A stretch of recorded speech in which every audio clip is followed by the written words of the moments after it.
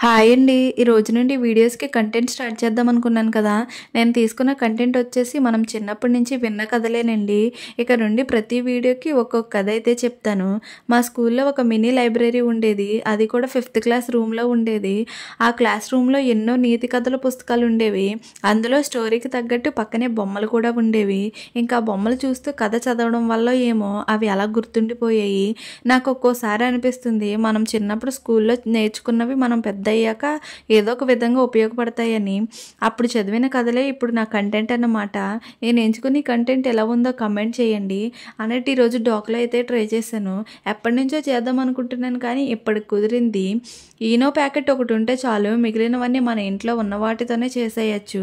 First time try చేసినా ఎగ్జాక్ట్గా వచ్చింది. టేస్ట్ కూడా అంతే బాగుంది. మరి ఈ వీడియో నచ్చితే లైక్ చేసి నా ఛానల్ని సబ్స్క్రైబ్ చేసుకోండి.